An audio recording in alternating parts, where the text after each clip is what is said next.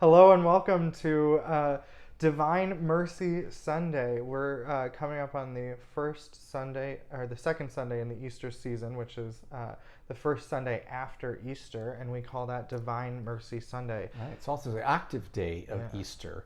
As you know, at Christmas and at Easter, we celebrate those solemnities for 8 days in a row. And so this Sunday, Divine Mercy Sunday, is the octave day of Easter. So blessed Easter to all of you. Yeah. Father Ed Estok. Father Joshua Trefny. And happy Easter, and we're here celebrating with you this great feast where we hear about the doubting Thomas, right? That's what we call him. Poor guy gets such a bad rap. And we're not so interested in Thomas today. I hate Yeah. to tell you, all you, he's my patron saint, so I'm taking this personally myself. But we are more interested in the upper room and the door, because those of you that tuned in last week know that we were talking about the opening the door of the womb and of the baptism, and opening the door of the tomb in the resurrection, and the invitation to have the courage to pass through the open door that Jesus Christ has provided, the door to hell, the door to heaven, the door of faith. So all of a sudden now we come and boom, what do they give us? They were Locked. upstairs in the upper room, locked with the door. Yeah.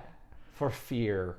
Classic apostle move. Right. You love those guys, but really they don't really take off until after the That's right. Pentecost, because they do not know what's going on and they are terrified, and Rightly so. And there's something, in that for all of us. Maybe we're not terrified about our faith, but how many of us have put up walls, locked doors in our hearts because someone hurt us in our life, or we experienced something painful. We lost someone to grief or to a bad situation or something.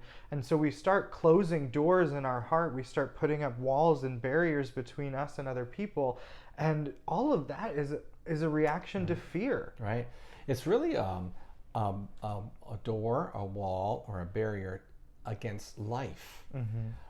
And so we have this expression in the Greek language. It's called phobo, which is we translate it as phobia or phobic. Yeah. And you all know that that is a condition of being afraid. And I mean pathologically afraid. So we have people who are xenophobic. That means they're afraid of strangers. Agoraphobic, they're afraid of the crowds. What is the Arachnophobes are afraid of spiders, spiders, all right. those things. Yeah, and high flights, I can't remember what that one is, altophobia or something. So we have this phobia. And what I was suggesting with Father Joshua in preparation for today's conversation is that, we oftentimes think that the opposite of faith, so the failure of faith, is unbelief, atheism, or something like that. Maybe it would be materialism, But what the Bible tells us, many over and over and over again, the enemy or the opposite of faith and believing is fear.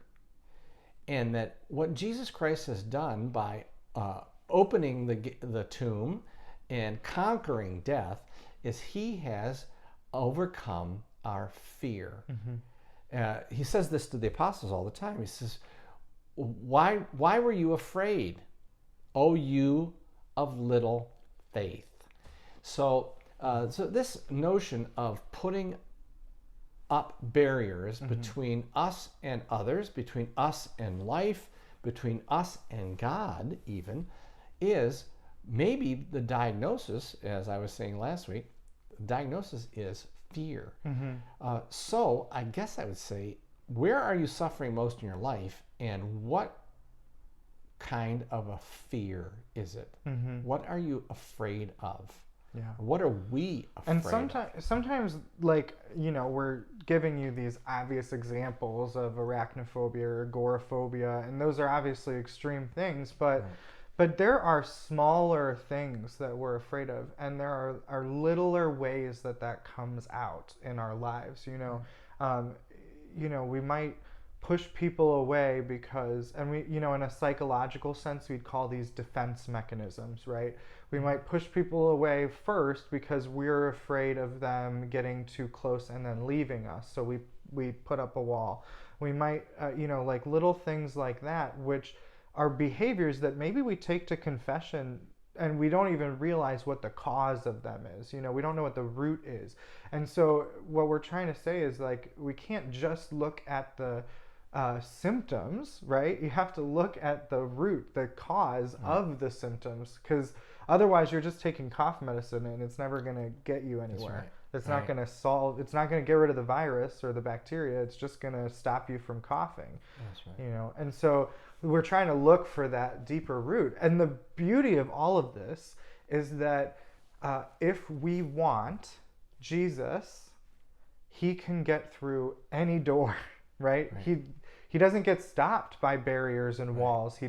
He's the one who knocks them down. He's the one who comes through through closed doorways. He shows up with the apostles. He's appearing to us. And the first words out of his mouth, and depending on the translation, are "Do not be afraid." Sometimes it says "Peace be with you," or just peace. So all of those, right? Peace is like the opposite of fear, or anxiety is peace. And so every time Jesus enters the room, every time the apostles see him after his resurrection, the first thing that he says is, "Do not be afraid. Do not have fear." Right.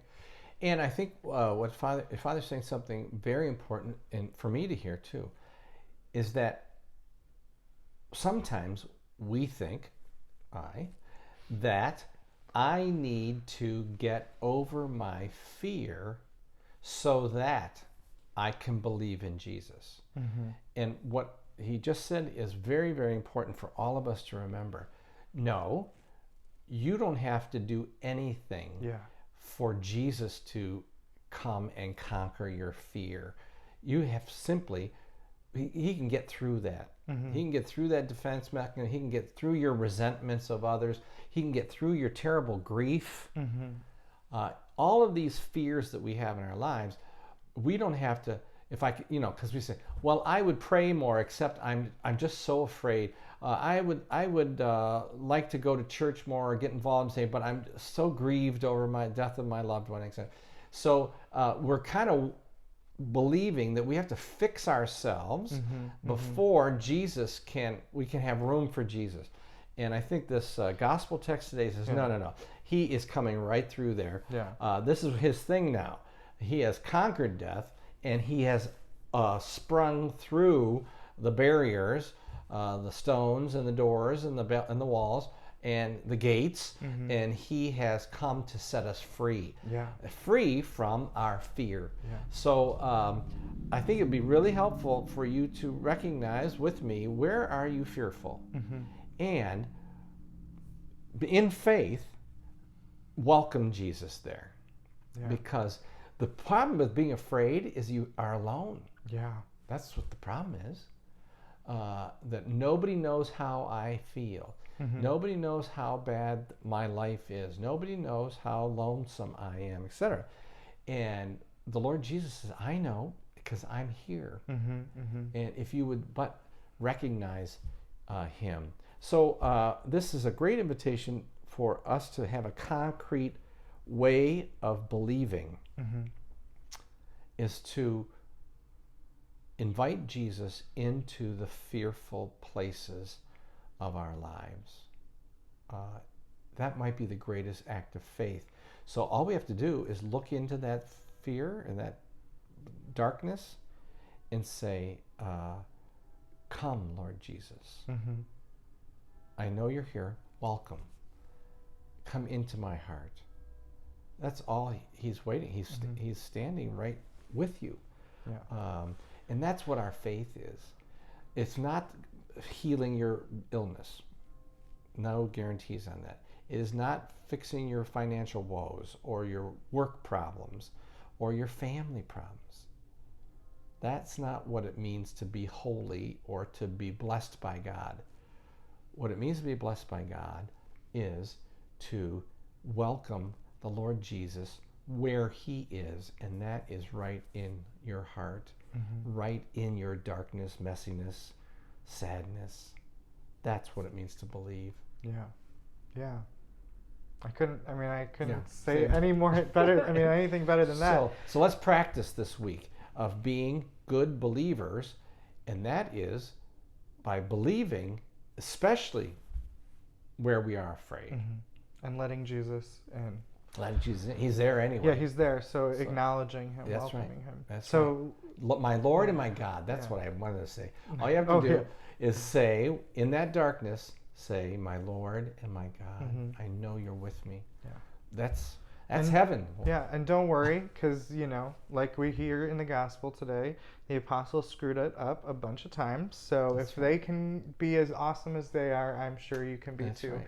So let's continue to celebrate this Easter.